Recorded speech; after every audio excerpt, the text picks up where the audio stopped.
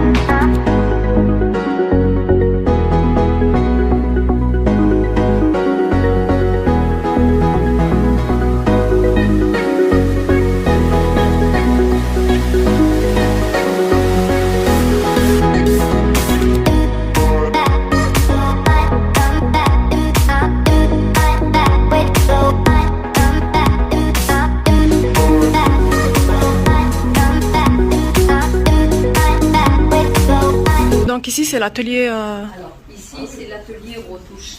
On faisait des cours de couture, mais maintenant on fait juste des retouches. D'accord, ok.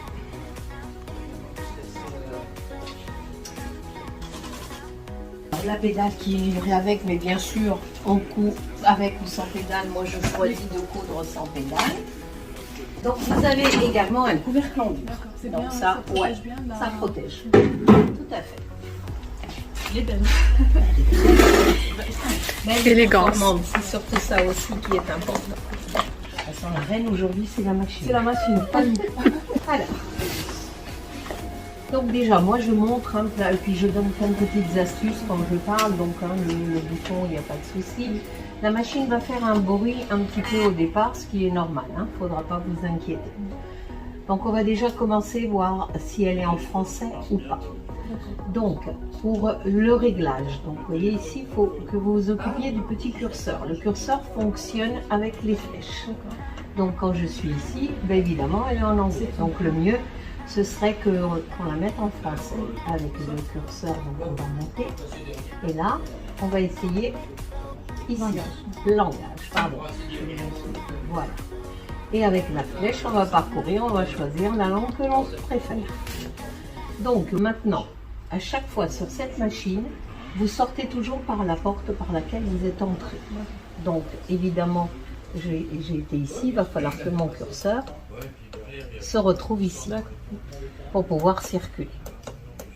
Voilà, maintenant on va démarrer, on va faire une canette. Donc pour accéder à la canette, vous avez ici cette languette que vous prenez, vous tirez comme d'habitude et on sort. Si le pied de biche vous gêne, et ça c'est souvent le cas, il va falloir le lever, le baisser autant de fois que vous voulez. On va se mettre debout, si vous voulez bien. Comme ça, on va bien voir.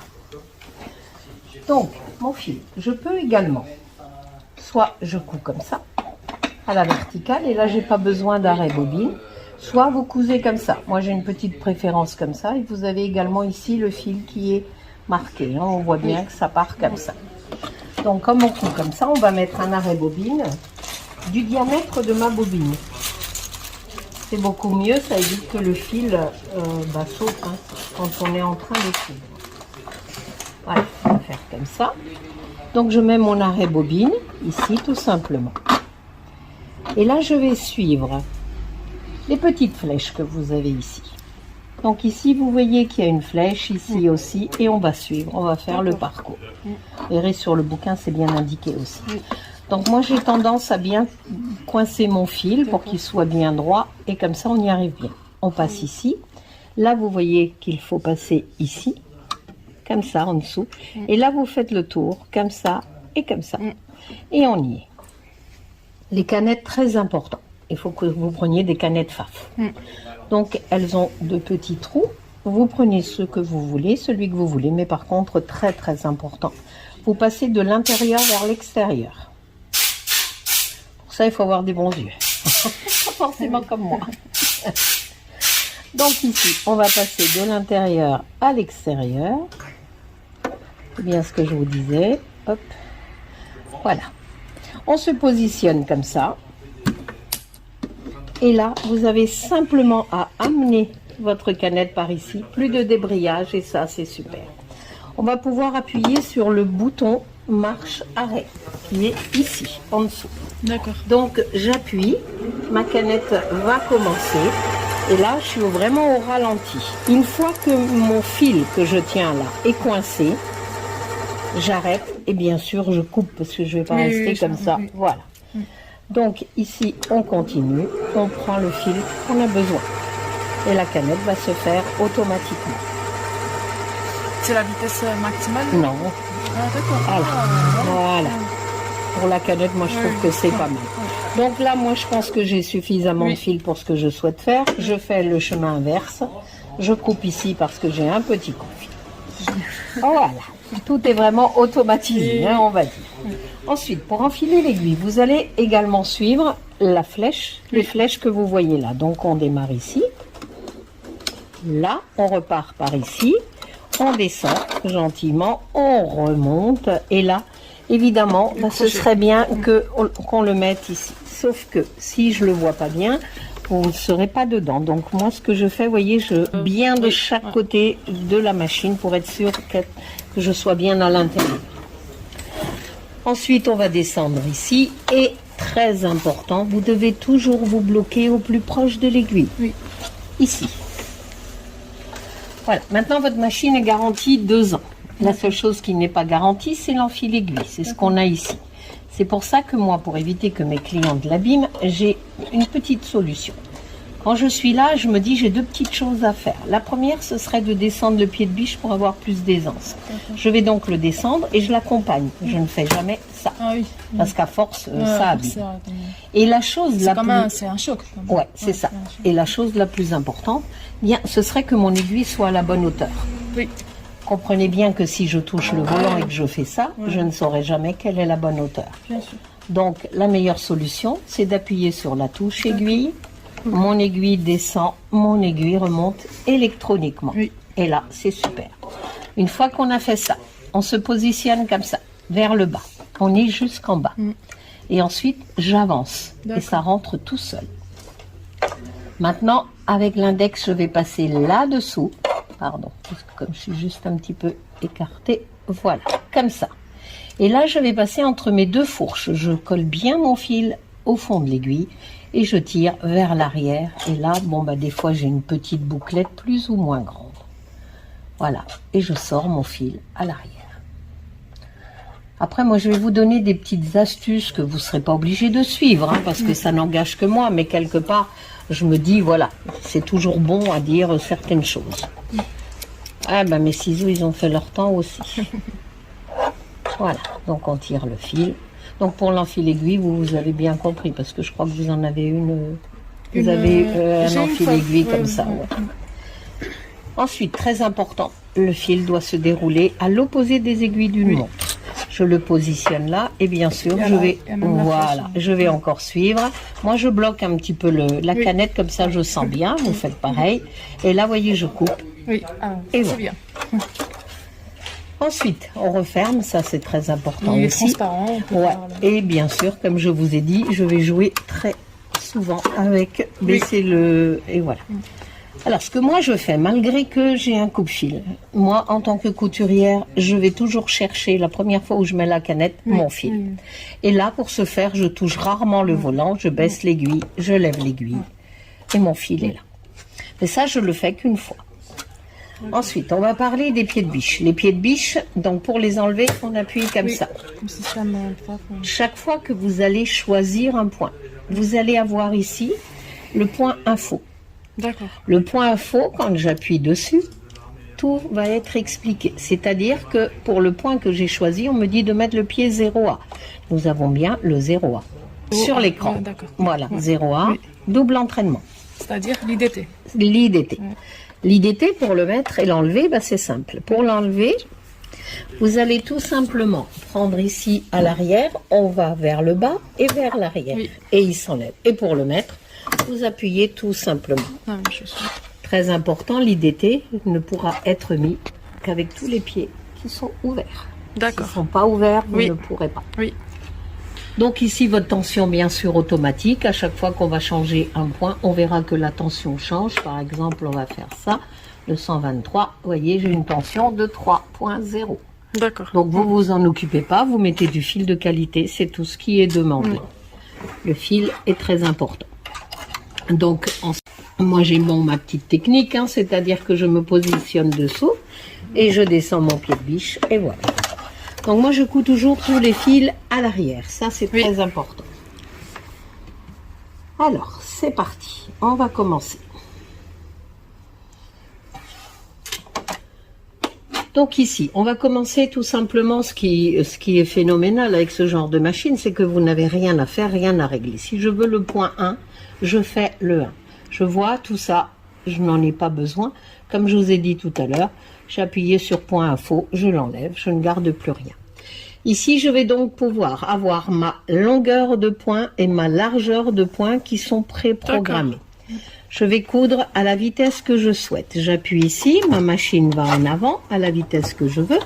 J'appuie ici, ma machine va aller en arrière. Tranquillement, bon, je suis vraiment au ralenti, mais on va remettre en avant. Donc, c'est ça qui est important. Donc là, on va se mettre à une vitesse tout à fait normale. Je vais appuyer ma arrière. Si je lâche, ma machine va en avant. Je vais avoir mon point droit qui va être ici. Marche arrière de fin de couture. Quand j'arrête, évidemment, mon aiguille reste en haut. Oui. Je vais avoir mon petit coup de fil, je coupe seulement après. Par contre, vous souhaitez, donc on va couper ici, vous souhaitez également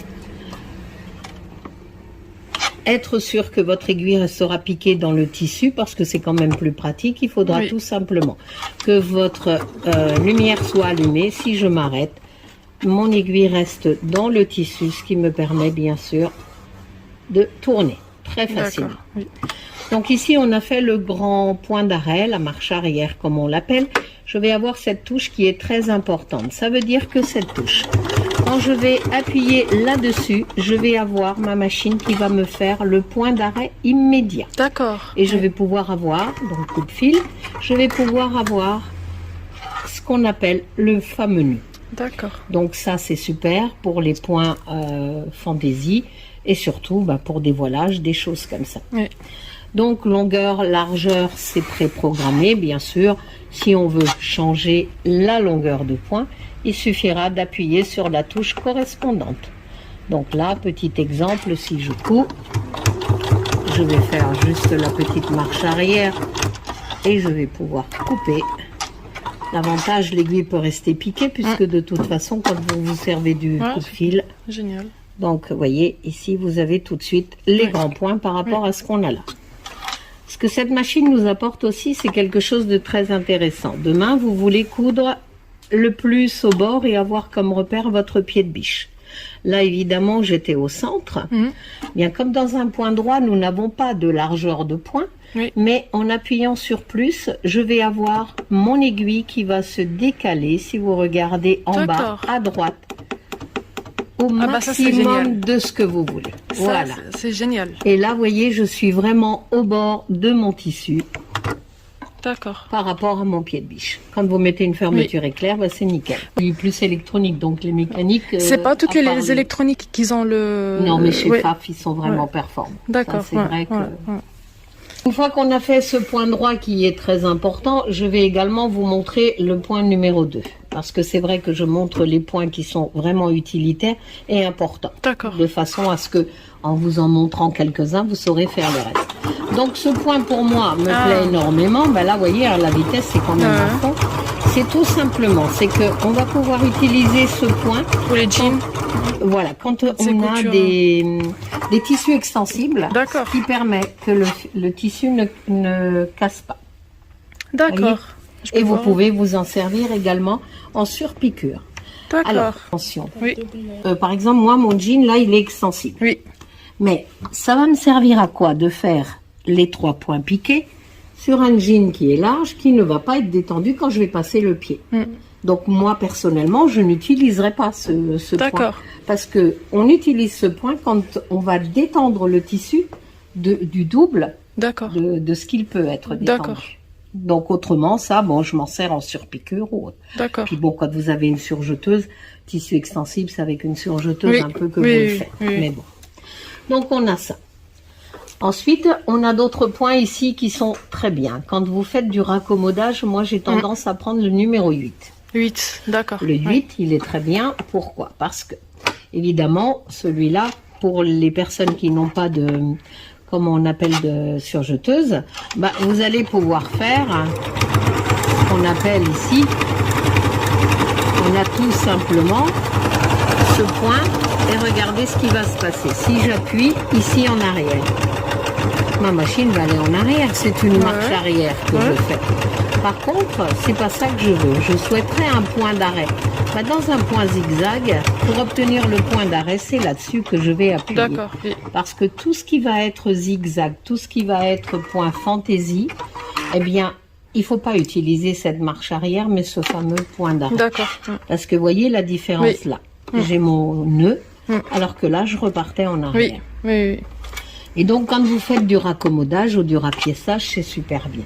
Là, également, vous allez pouvoir... Celui-là aussi pour les élastiques. Ouais, quand les élastiques ici, quand on a donc les... Pour les ces sous-vêtements points, et oui, tout. les sous-vêtements. Donc ici, vous voyez que l'on peut évidemment augmenter, Oui. diminuer. Oui. L'avantage aussi, c'est que vous avez le visuel du point. Oui, oui. Donc, ensuite, si je veux réduire ma longueur de point, qui est mon écartement, je vais pouvoir me positionner comme ça. Et là, bah, bien sûr, je vais pouvoir faire. Donc, vous voyez, c'est quand même très resserré. Donc, il faut que l'on fasse très attention quand vous faites un point très resserré, que votre machine ne fasse pas du surplace. Oui. Autrement, vous allez faire un nœud. Donc là, j'ai un petit peu exagéré, bien sûr, mais si on obtient ça, la machine va bien avancer. Et bien sûr, je suis toujours à côté. Je ne tire jamais, je pousse. Oui. C'est mieux. Et mes fameux 3 points piqués. Voilà, et je coupe.